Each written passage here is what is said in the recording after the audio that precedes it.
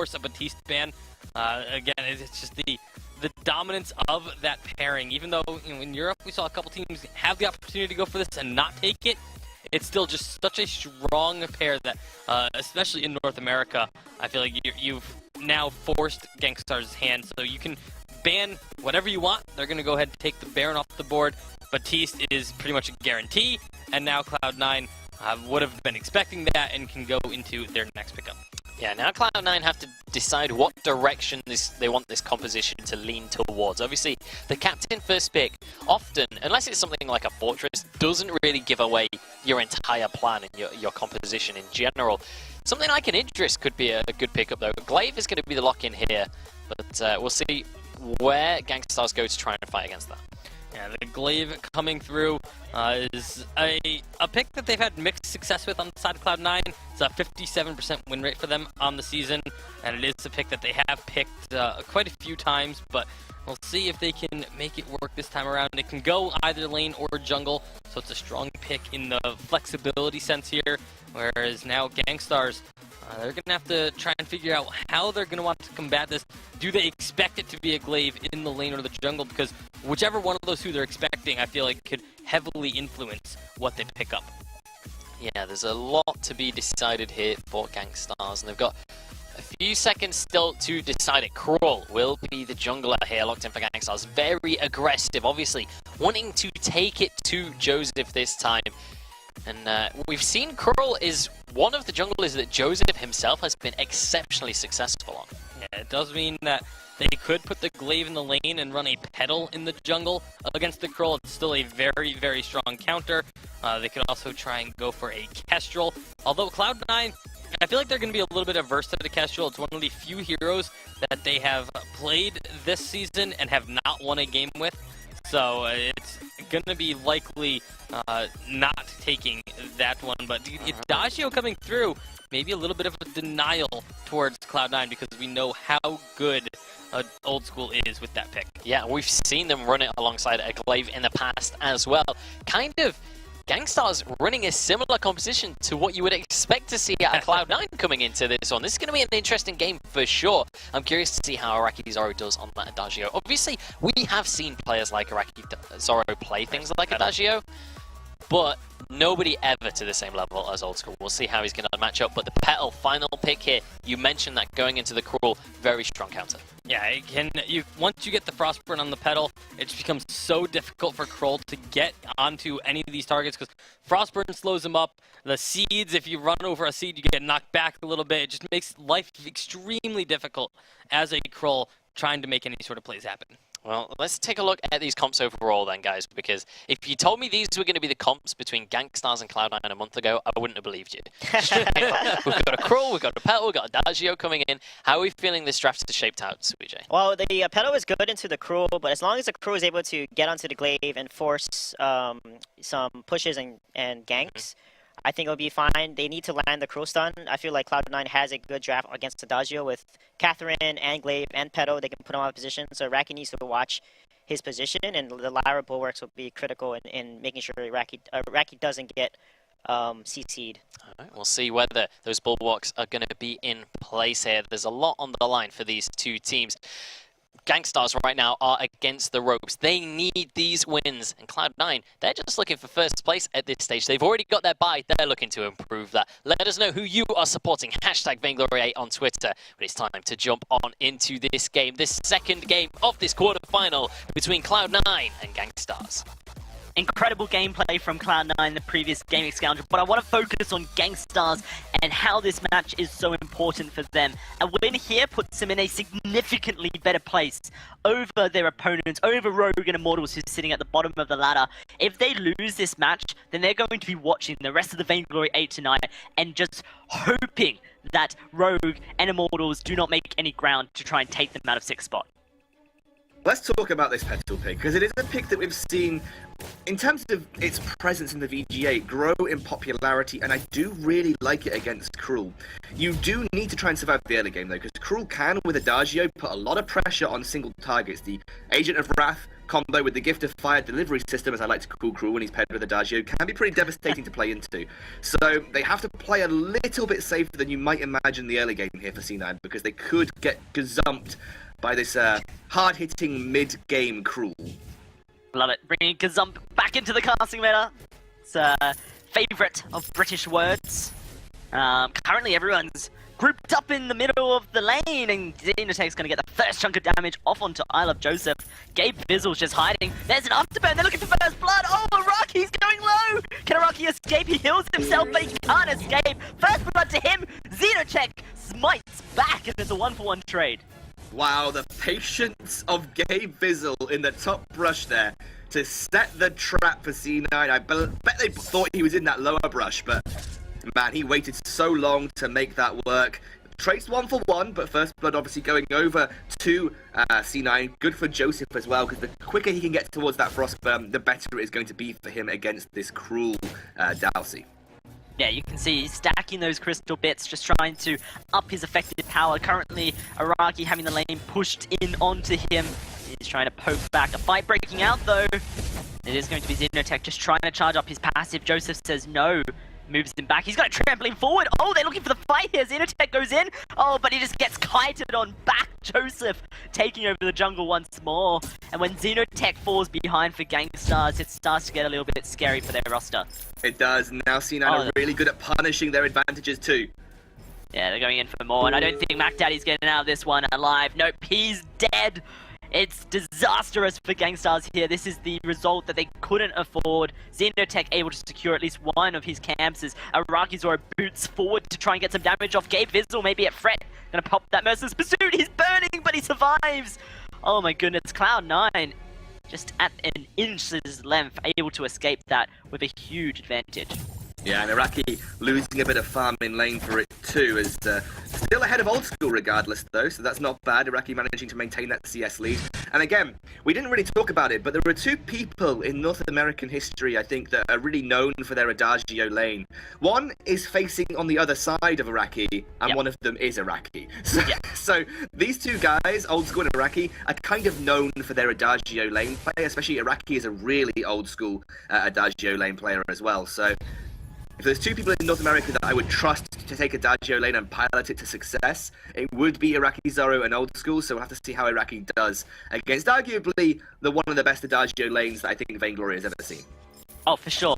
And no doubt, I think most people would throw that over to Old School as well. Talking to some European pros about Adagio and his place in 2.6 here at Scoundrel, they feel like Poison Shiv is an item that just ruins Adagio towards the late game. So I'll be interested to see when and where Old School adapts that into his build, because as someone who plays Adagio so much, I'm sure he also feels the pain of a Poison Shiv against him. Oh, I'm absolutely certain that Glaive will pick up Poison Shiv. Remember, we're still on update 2.6 for the tournament round VG8 games. It means that Poison Shiv's still in a good, strong position, like it always has been on this update. And it's something that Old School will definitely work into his kit at some point. I'm wondering whether they're going to go for the Sorrow Blade first for the straight-up burst potential, because you can imagine Xenotech's not going to be incredibly tanky at this point in the game. So match blow for blow almost in that kind of instance, as Xenotech's finished up his tension bow now, so that's a spike for him to try and abuse. Oh, level 6 for I Love Joseph. That's a level advantage. That's an ultimate available. Cloud9 are going to move forward, and Xenotech, he's in trouble! He gets blown up! That's not what he was looking for! Mac Daddy, a double for Joseph! Oh, it all went so wrong, Scoundrel, and it was the spontaneous combustion to blow up the hopes of Cloud9. Oh, Xenotech, you mentioned it just before the fight broke out. He went for a fight with a level disadvantage. And he's not tanky. He wasn't in any way, shape or form tanky, so it was just so easy for C9 to execute the kill there. Spontaneous combustion for the burst and then the afterburn to sort things out. Man, that was just a bad situation for Xenotech to find that fight. Absolutely unnecessary when you didn't have your ultimate and had that level disadvantage against the Petal. And that's pretty much all she wrote about that fight, Dowsey. It wasn't anything more than spontaneous combustion versus a non-level 6 crew. And I love the fact that we've got I Love Joseph here, one of the players known for his Tucker. What's the hero that Tucker players hate? It's Petal.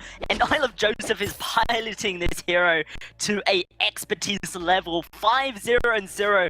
Every kill from Cloud9 currently sitting on his shoulders, and he is happy to take that weight and push them forward. It's a Shatterglass first item for this Petal. Screw Frostburn. Let's just go for the burst. Man. That's pretty good against Xenotech if he doesn't invest heavily into shielding over the next few minutes, and pretty good against Iraqi if they try and focus him down with the afterburn. So I wouldn't be surprised to see this be very, very good if they can isolate one of the carries from Gankstars. Obviously, Frostburn is generally seen as the first item of Petal, but obviously Shatterglass is something that we see more and more of these days. Better sustained damage from your minions, better burst damage from the spontaneous combustion. You still do have the healing from spontaneous combustion as well, and it's not yet a poison shiv anywhere near for Xenotech, so you're not going to get punished for that as they take the turret. Yeah, easy turret for them. Here's going to be Hell's Heart. It is going to be Old School, but he jumps in. He knocks Iraqi. Iraqi's surviving for now. Old School on fire. Cloud9 are trying to kite, but they don't have a Frostburn. It's Xenotech looking for the kill, and it's going to be the kills going to Cloud9 instead. Oh, Xenotech's getting destroyed by Gabe, and Joseph just skirting death goes down, but it's an ace for Cloud9. Oh my goodness, how sad must it be? You get so close, but you're so far from finding kills when you're Gankstars. Oh, it almost felt like it was just one more basic attack needed. I think it might have been the case for Xeno, and then he could have smited picking up the kill there, but they ignored Catherine for the most part, and obviously that Storm Shield over time does more and more damage. Gankstars are just in a tough position. They really would have loved to have Poison Shiv against a Shatterglass Petal. They don't really have the shielding necessary either. And Iraqi's Zoro getting isolated and burst very quickly means he's already put on the back foot in these team fights. Goodness me, C9's team fighting is harking back to where they were before the last Unified Western Live Championships. It's just so good. So good to see them function on this kind of level. Incredible for them, and you know, like mentioned, tomorrow they'll be looking forward to their semi-finals and expecting to meet TSM there. The fight for first place in North America could be. Gankstars trying to stop them, but it's a fight breaking out. Joseph in trouble, gets stunned up. He's gonna heal himself, and oh, look at the damage on the Xenotech. He's gonna go very low. Old School skirting death as well. The smite comes down. Xenotech finds a kill. He's still going, looking for Gabe Vissel, and he's going to try and find it. Joseph trying to turn things around. Looks like Gankstars are disengaging. No, it's a portal in. Mac Daddy B trying to be the Daddy 2B, but it's gonna be him falling. And Cloud9 escaping for now. Xenotech, can you clean up? I don't think he can. It's gonna be a double kill coming forth as everyone falls down, and Gabe Vissel just gonna get hell out of this crime scene. And Poison Shiv finished for Old School now as well, Dalsy, so that's going to be even more difficult for Gankstars to survive in these fights. One of the major reasons you're seeing Gankstars do so well in terms of, you know, comparatively to, I guess, where they are in the game right now, is just, you know, Iraqi Zoro's heal, keeping Xenotech on his targets, keeping Xenotech alive in these fights. Now the Poison Shiv is there, that is going to reduce the efficacy of that combo that we see time and time again, that Cruel Adagio combo, allowing him to stick to targets and survive a whole lot of damage. Xenotech sold his shielding. Sold his shielding to go rush item slots for Poison Shiv. How much of an issue is that now going to be now that I Love Joseph has finished up his Broken Myth? I think a bloody big issue. Yeah, he's also bought himself an infusion, which means that Poison Shift ain't being finished anytime soon here at Scoundrel. Cloud9, they are grouping, really looking to find advantages. They haven't been allowed to as much as last game. Gankstars are keeping Cloud9 on check here. It's only it's only a 3,000 gold lead, but that is still a bloody big gold lead for Cloud9 right now at this 10-minute mark, and a gold lead they can continue to snowball from. Looks like everyone's going to move back up to the lane. It's infusion purchased up for Joseph. It's currently sitting in his inventory, ready to go when they look for a fight. Goodness me. Old School's got his, Joseph's got his, and right really now C9 firing on all cylinders. Let's have a look. Let's go. Goldmine coming out. I think C9 know what's going on here. Yeah, but they're pulling in. It's a bait. Gankstars trying to turn this around. Can they do so? Mac Daddy B dead. Where's the Frostburn? Did it come out? It did it. It's a double for Joseph and Xenotech fleeing. Oh no. They've got the that could have been gone worse for the Gankstars, and now it looks like it is going to go worse as the ace comes through, the triple kill for Old School. What were they thinking? I don't know.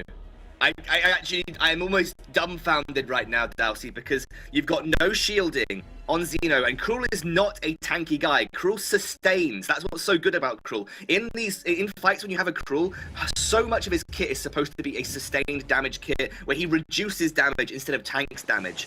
You portal Cruel onto a Petal, she's just going to spam C, and with no shielding, you are going to die very quickly, and that is happening every time for Gankstars. You lose Cruel, you lose your dive and execute potential on Petal, who has one of the lowest base healths in the game.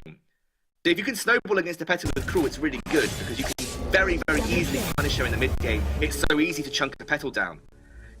But with no shielding, portaling in is going to get you blown up against a Shatterglass Petal. And that happened right there for Xeno. And it's been happening for quite a while as well, Dalsy. Yeah, no, right now, Joseph welcoming the Ghoul King to the graveyard, it seems, every time he goes in. It is Cloud9 with a huge gold advantage. 8,000 at the moment for them at this 12-minute mark. And Aegis for I Love Joseph ready to take the harass from Araki Zoro, who's currently sitting on 2 damage items for himself. Old School's finished his offensive build. It is a very cheap one here in 2.6, but it is a finished one nonetheless. Gankstars, they're looking for an opportunity to clear out vision and try and get some control over the map. And look at where K-Fizzle is. He's just having a lot of fun skirting around and laying down vision. Max Daddy B, he's in the middle of it all. K-Fizzle though has to escape. Xenotech's gonna move on in, but he's getting bursted on down. Xenotech's dead. It's a stun onto Old School. Will that change the fight? It doesn't seem likely. A double for Joseph here. And the silence onto Max Daddy B. He's gonna look to portal away, but he just portals to his death. Ace, Cloud9 with another 17-4, and it's no stopping them. With every addition to the Gankstars graveyard, it's another token in the box of a potential live final miss. That would be ridiculous for an organization so deep-rooted in Vainglory history. I don't even know if Gankstars have ever missed a live final. I don't know if they have ever missed a live final. If they were to miss one now... every live final is Scoundrel, I believe. And look at this. Xenotech is just... He's gone. He is gone. Where is Xenotech? Where is this man that we've seen just play so expertly and carry Gankstars time and time again? He's certainly not here today, and it is an issue for Gankstars. This is the base being removed here. This is the first Vein Crystal turret deleted in quick timing. Cloud9 just going to walk away. Not even a care in the world. Cool guys don't look at explosions. C9 look like a team that could take on the world right now. I don't know whether it's Gankstars looking shaky, but let's pull away from that, because some of the ideas that Gankstars have had during this series have been so good. I mean, C9 just looking for another fight. I think they'll just back off from this though. Or will they? No, Iraqi's dead. He's just in the middle of it all. He's going to try and escape, but he cannot escape. Xenotech trying to put the pain onto Joseph, but now Xenotech's in trouble, and Xenotech will fall. Iraqi, can he backport? It looks like he will be able to, and Mac Daddy B may just be able to escape as well. So casualties prevented, you could say, for Gankstars, and that can be considered a win in its own right. But the Crystal Sentry going to lose its second life. They're going to starve more farm away from Xeno as well, preventing him from building shielding again, which has been one of his major issues in these fights. The need for shielding is there, and he does not have the resources to invest. Atlas Pauldrons, we've barely had time to talk about items on everybody because it's been so action-packed this game. But Gavizzle has got the #1 Cruel counter. Forget any hero as a counter to Cruel. Atlas Pauldrons is the #1 Cruel counter because he relies on his attack speed to build those weakness stacks. And when you slow the attack speed of Cruel, you slow his ability to build weakness stacks. And building those weakness stacks grants him sustain through reducing the enemy damage, but also increasing his lifesteal against targets. And provides that ability to burst them down with the smite, the more weakness stacks he has. It is like the #1 counter. And now that it's there, Xenotech probably doesn't have a hope in hell to impact this game. Yeah, this is not looking great at all. Another Kraken being started up here for Cloud9. Last time it was just a basic Scoundrel. This time it is going to be the Beast unleashed onto the Halcyon Fold, and Gankstars know that it's on the way. They're just counting down the seconds till it falls. harrowing in their base, trying to desperately form some form of attack that could possibly take down Cloud9 and give them that extra chance of making it to the Unified Live Championships. If they lose this, then it's all on Immortals, it's all on Rogue in their series today to try and make up those 5 points necessary to get on the same level as Gankstars. And it makes today even more interesting. They're looking for a fight. Mac Daddy B gonna go in further, but he's getting bursted on down. Xenotech struggling to find a kill. Old School escapes. It's a good block, but it's not gonna do enough. Here comes the old, but he just goes down and say goodbye to Gankstars in this game. The ace comes through, and Cloud9 gonna end what they started. And Gankstars will now only be able to watch with bated breath as the rest of the North American VG8 concludes this weekend. It's never a good position to be sat hoping for results to guarantee your place in something as prestigious as the Unified Western Live Championships. But Gankstars were outclassed today. There was no way of looking at it in any way, shape or form other than C9 absolutely rolled them. And I think it's going to be a lot. Forget drawing board. They're going to have to rebuild the entire house, I think, going back and looking at this. Yes, tough times for Gankstars for sure, but Cloud9 with a win here. They're going to progress to day 2, and let's break that down with Munchables at the desk.